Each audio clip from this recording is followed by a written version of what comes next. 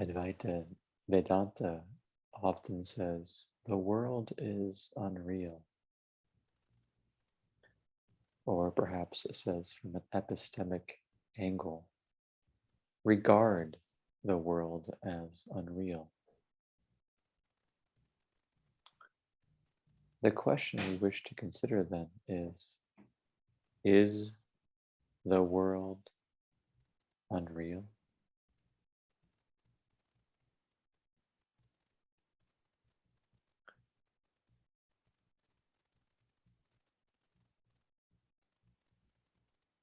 Let us begin with the ideas that we already have, or with the ideas that we have inherited. Namely, the world is an independent thing, and the world is real.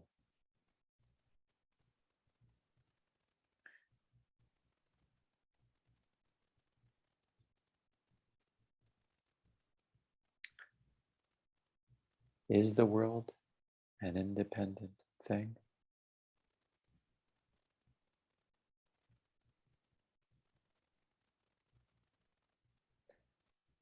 It can certainly seem as if there is some independently existing thing out there, and that this independently existing thing is substantial, perhaps even imperishable. It can seem as if this independently existing thing exists rather before we come into being and shall carry on after we go out of being. But is this picture really true?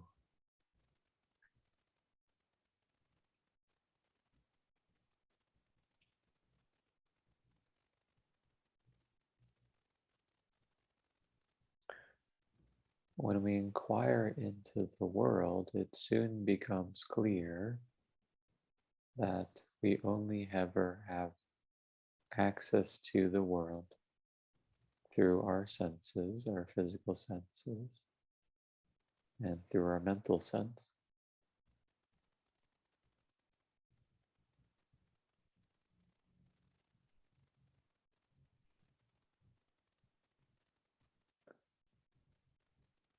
Right now, you're hearing these words.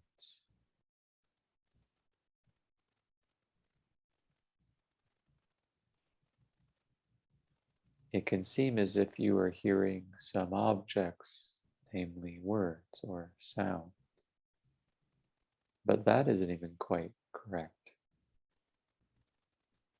Rather, you are hearing.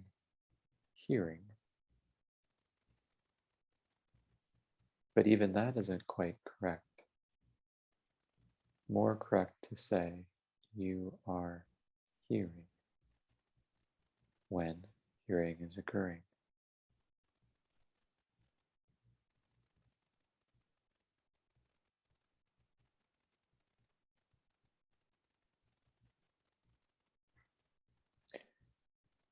Is there an audible world outside of and independent of hearing?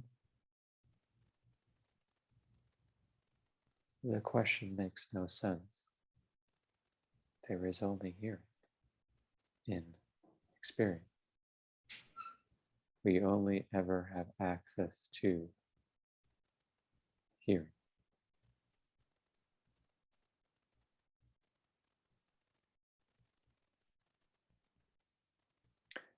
The same line of inquiry applies to seeing.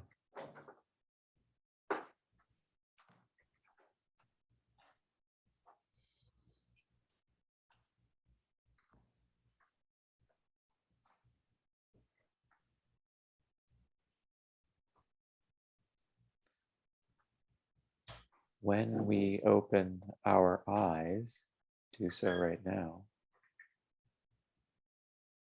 do we ever see something out there called the wall or called the tree? Or rather, do we only ever see what is already colored by our perceptions and by our conception? In other words, aren't we only ever seeing? More appropriately put, isn't there just seeing when there is seeing?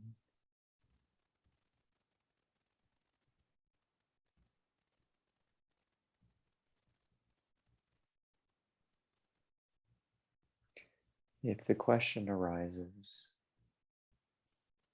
is there a visible world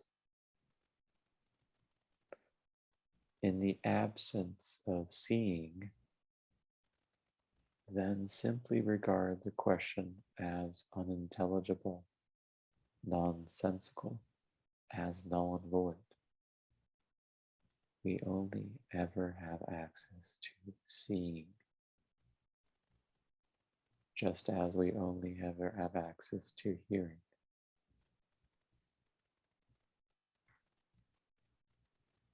And the same goes for smelling and touching and tasting.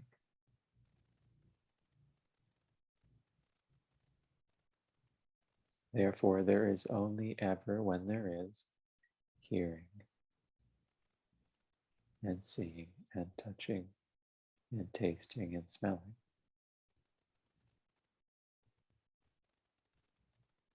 Furthermore, there is only ever hearing and seeing and so on for awareness or consciousness.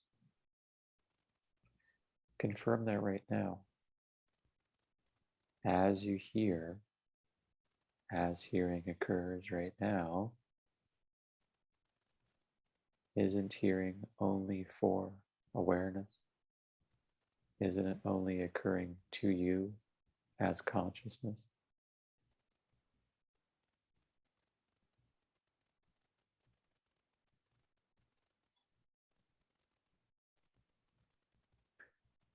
Remember, the idea is that the world is an independent thing.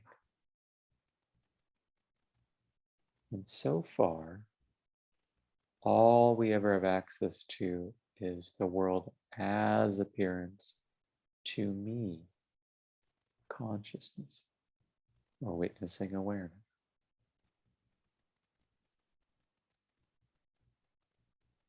In this sense, so far, it cannot be concluded that there is some ascertainable thing independent of perception and conception.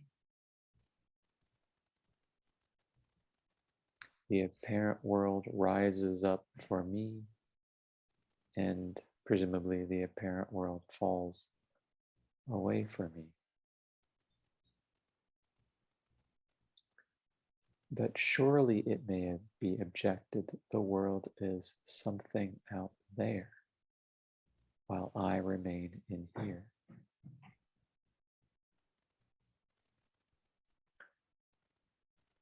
Let us consider this matter. It can certainly seem as if there is this thing out in front and out yonder. But is that really true? So far as we can tell in direct experience?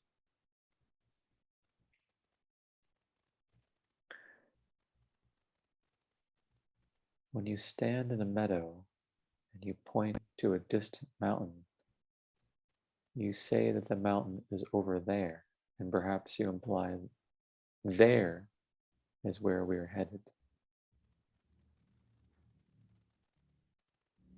But be very naive, almost innocent or childlike when you hear this question. Where is it that all of this is occurring? Where are you standing? Where are you pointing? Where is the mountain? Be very naive when you hear that question.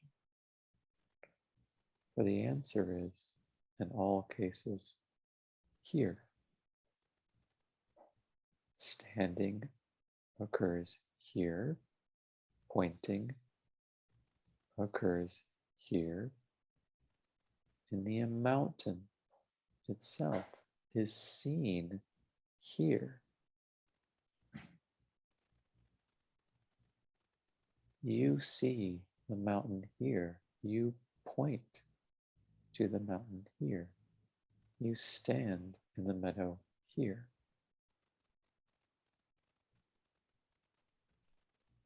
If you were standing on the mountain, you would say, I'm standing here. The truth is that we only ever have access to here. There is simply a mental abstraction. In fact, we are only ever here.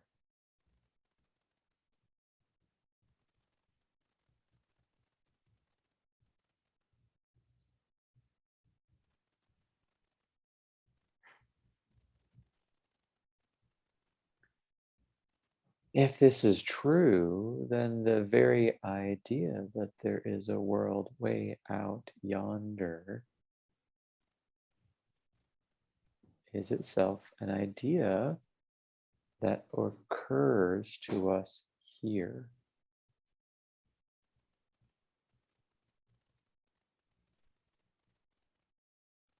And the same line of inquiry applies to now and later.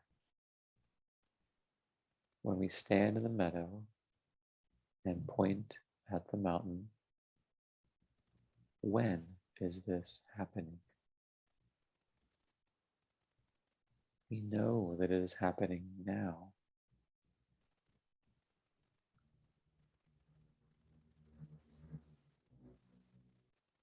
When we imagine, as we are surely doing in all this thought experiment, the mountain, when do we imagine the mountain? We imagine it now. When we recall images of mountains, our memory occurs now. When we anticipate visiting some place where there are mountains, when does this anticipation occur? It happens right now.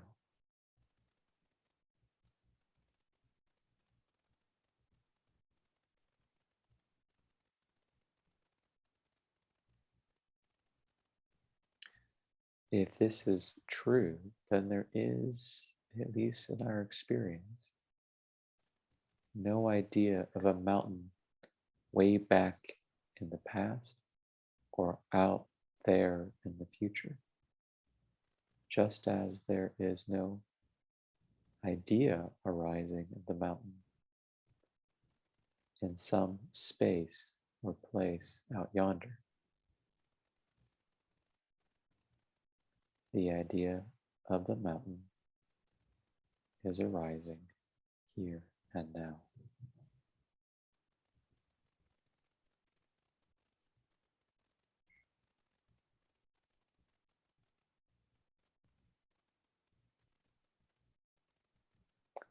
And so, when we investigate the proposal that the world is an independently existing thing, so far it is very difficult to hold on to the idea that it is something out there. For all we ever have access to are sights and sounds, and indeed that's not even quite right. All we ever access is seeing and hearing. And when we investigate where and when all of this occurs, the answer is not there or then, but rather here and now. In brief, apparent arising world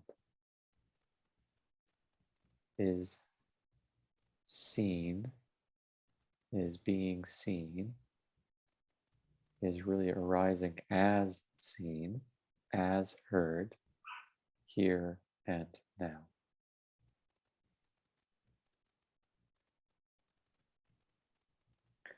And when there is no hearing or seeing and so forth, there is no rising world in experience.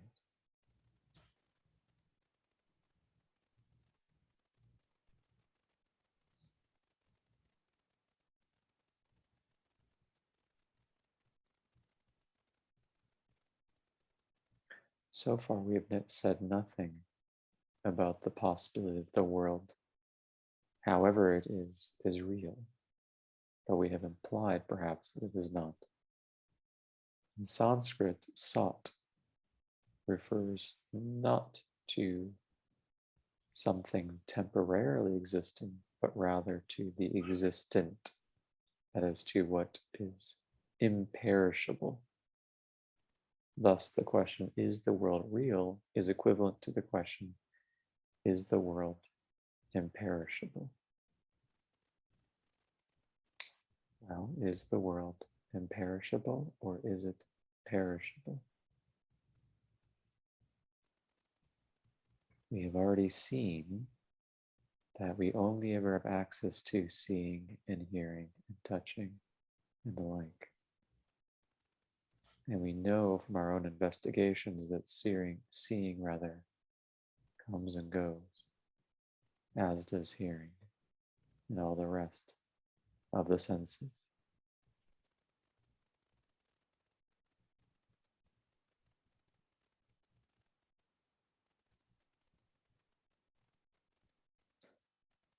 Furthermore, we can consider the fact that in deep, dreamless sleep, there is no apparent world, no images, no representation, no idea.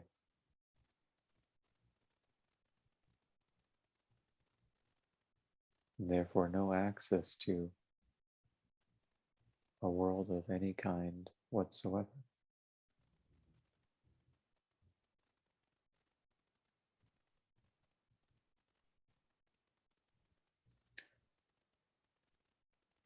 If someone else were to see us sleeping and say, well, of course there is a world, realize that is from a second person point of view. The only question is whether I have access to a world or not. After all, when I wake up, then I will see this person, then I will ask him a question, but all of those questions, all of those appearances are occurring to me.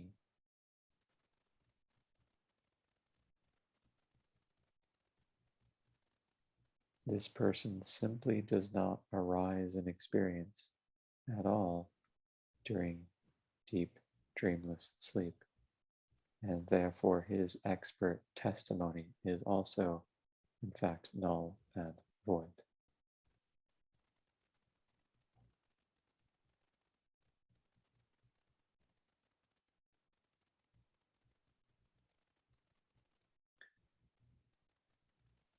The truth of the matter is that throughout the course of this inquiry so far, we have left off stage something that is very obvious. Namely, it is the idea of an independent thing, the idea of the reality of the world that is at issue. And that is an idea or a belief. Hence, it is already in the realm of consciousness. When I ask, is the world real? I'm already considering an idea. And that idea is already for me.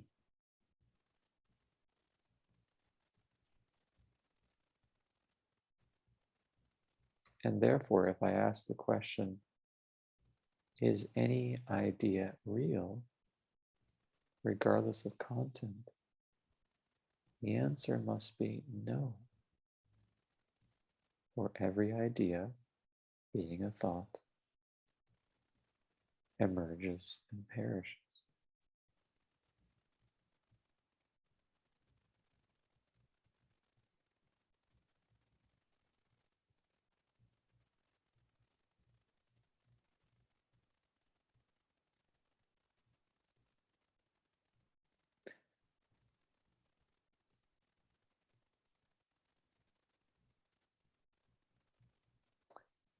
What has also been left off stage has been the nature or substance of this inquiry.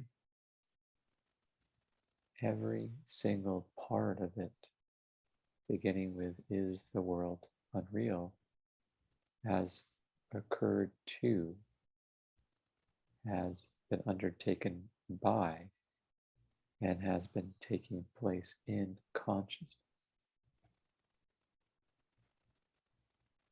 I'm asking the question, is the world real? I'm investigating these various points. I'm drawing certain conclusions.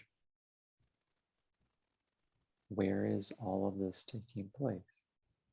In me, as consciousness. Hence, the question is really not, is the world real? The question truly is consciousness real?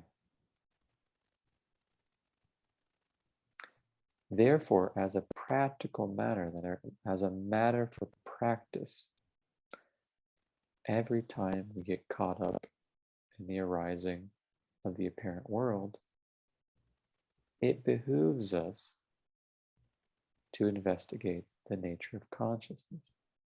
Again, the question, is the world real, can be set aside so that the genuine question, is consciousness real, can be brought to the fore.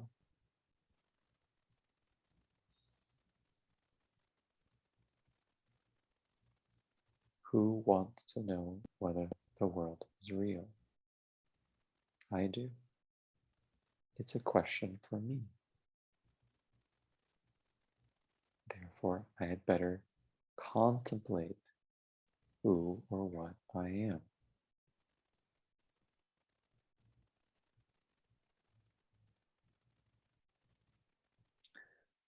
Let us begin with the true inquiry. Is consciousness real?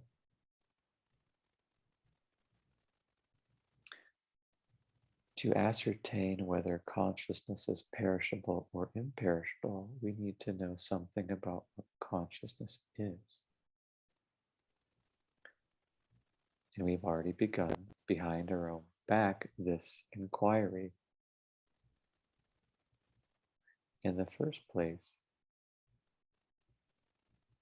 consciousness refers to phenomenal experience,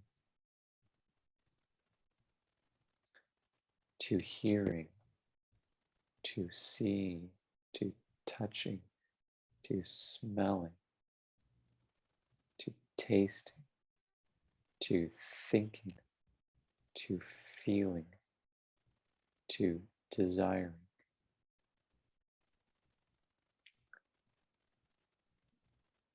Phenomenal experience refers to what it is like to be in this mode. What is it like to see the tree? That is, for the tree to arise in seeing. What is it like to hear wind chimes or to hear this voice, specifically, what is it like for there to be hearing arising to witnessing awareness? What is any of that like?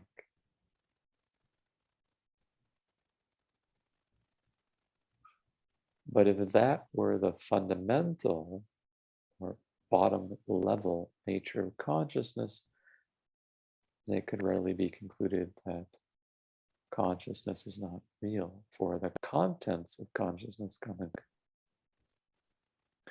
Therefore, the question is, or specifically, to whom do all of these phenomenal experiences arise?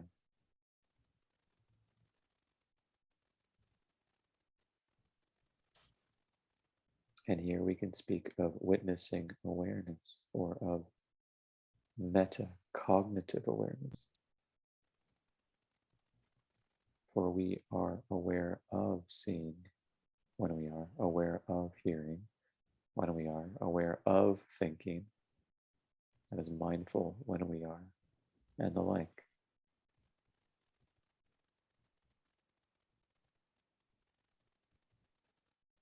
But then the question is this witnessing awareness subject to perishability? Well, certainly the contents of experience are in flux, coming and going, coming and going. But does that imply that witnessing awareness is likewise in flux? Or on the contrary, does it stay put right here, right now?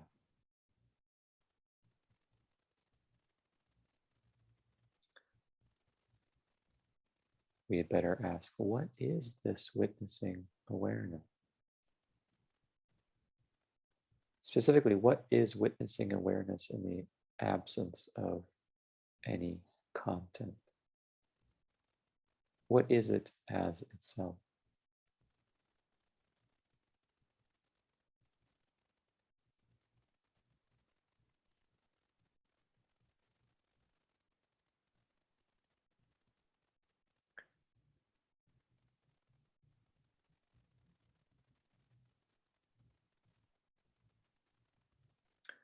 Ramana Maharshi says, the only thing that I know for sure, at least to begin with, is that I am, or that I exist.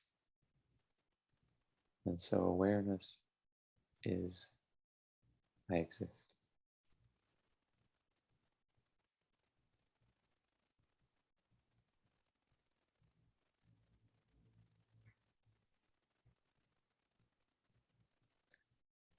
The I refers to consciousness.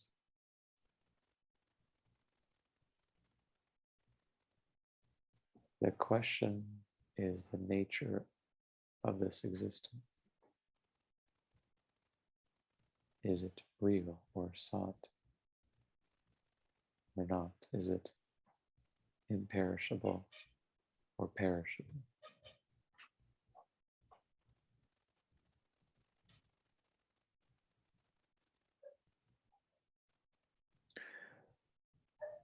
What if I let go of every idea of perishability? I let go of the idea of the apparent world, and therefore I let go of seeing, hearing, and touching, and smelling, and tasting. What if I let go of the idea of the body? That is the gross physical body. What if I let go of the idea of thinking, of the idea of feeling?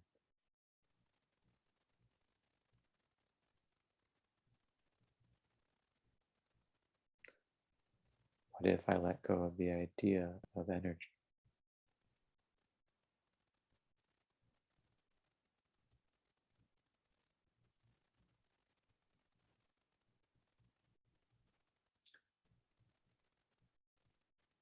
When I let go of all of these ideas,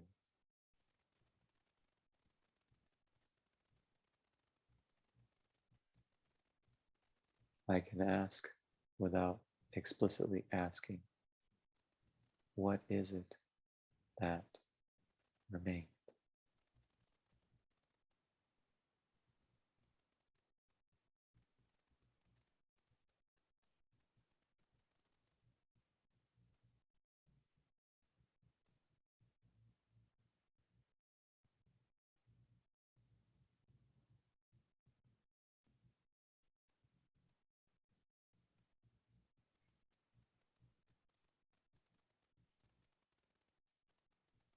And there is open to the possibility that what remains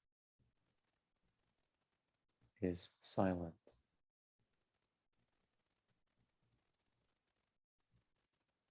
or immobility, or the unmoving. For when every perishable arising ceases to arise, what is there that could, in some way or another, initiate movement anyway?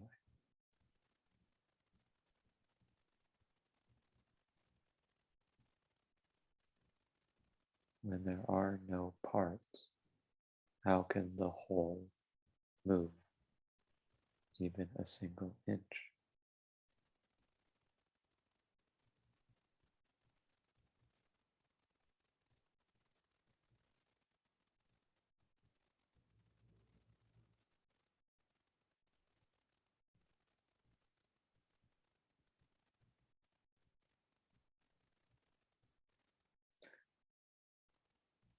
In other words, without any ideas of division, without any parts whatsoever,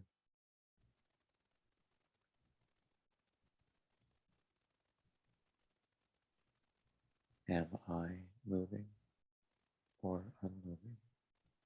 Am I perishable or imperishable?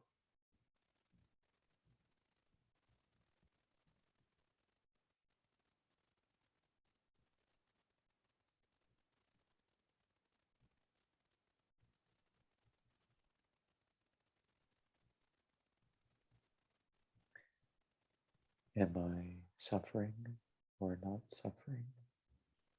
Am I bound or am I free? Yes, am I limited or unlimited?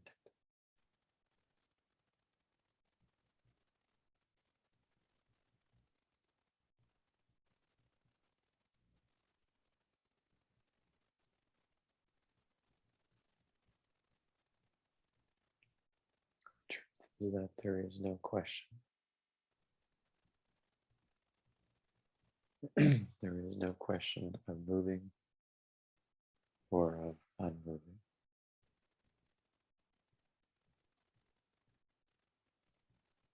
of being still or of not being still,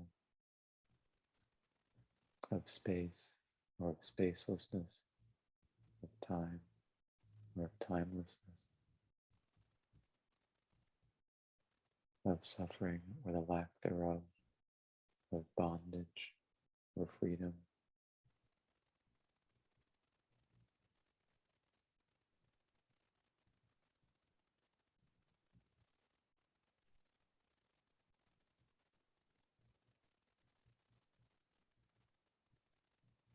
When every single phenomenon, gross or subtle, has fallen away,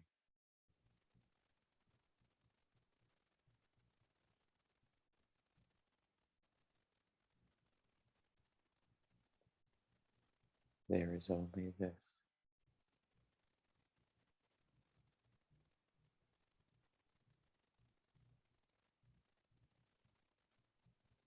There is only me.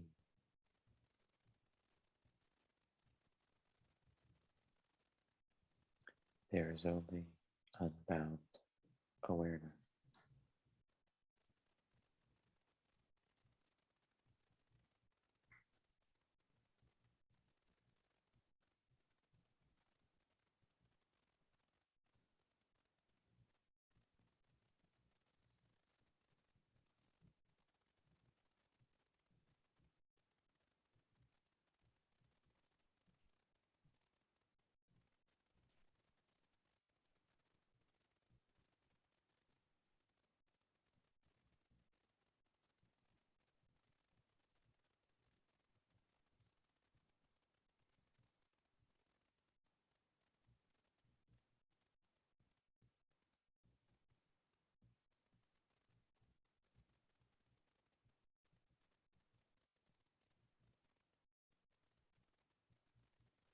Every time we believe the world to be real, we forget that it is an idea or belief that we have. And thus we forget that we are the ones who want to know or who presume in the first place. And therefore we forget the centrality of ourselves. And therefore we forget to ask to whom all this is occurring in the first place. And therefore we forget to investigate the nature of ourself.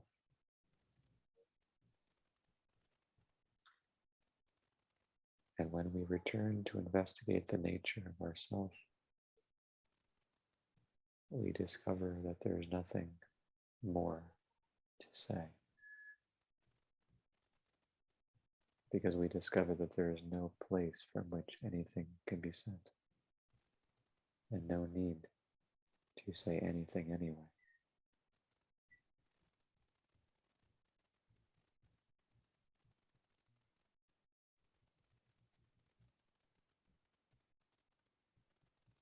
We discover in brief that we are whole, that we are real, that we are unmoving, and that all that has just been said does not need to be said anymore.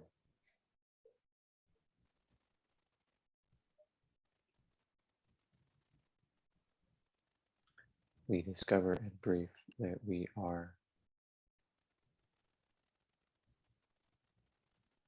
beautiful, complete, silent.